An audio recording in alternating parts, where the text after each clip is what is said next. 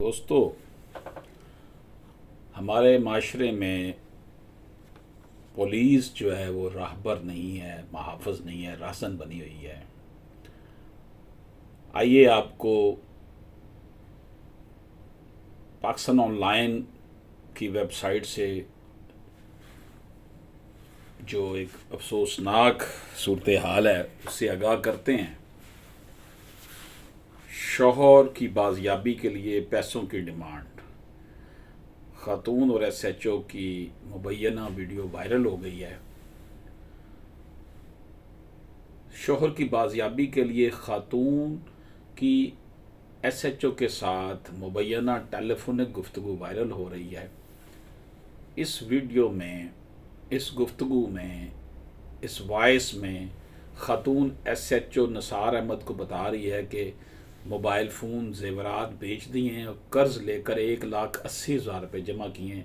اب میرے شوہر کو چھوڑ دو۔ دوستو، پاکستان کے اہم میڈیا ہاؤس، اہم اخبار، اہم نیوز چینل کے مطابق خاتون کا شوہر حضور بخش پنہور کئی دنوں سے کوٹری سے لاپتہ ہو گیا تھا۔ خاتون کی ایس ایچ او پھلیلی کے ساتھ گفتگو جو ہے وہ ٹیلی فون پر وائرل ہوئی ہے، جس میں خاتون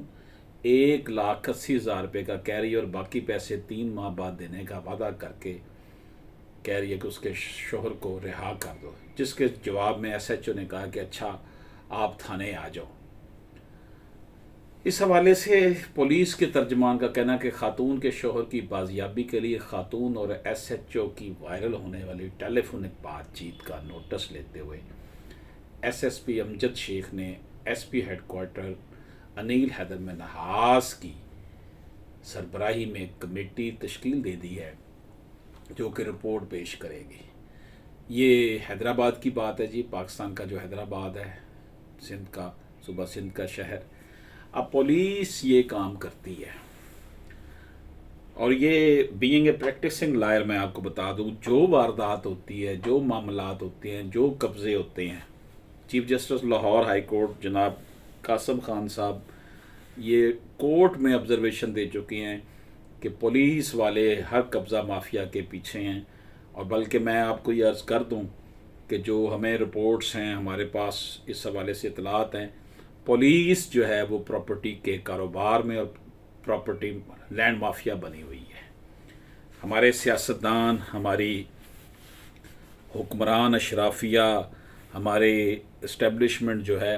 وہ عوام کو سکون سے جینے نہیں دے رہی۔ اللہ پاک دیکھ رہا ہے،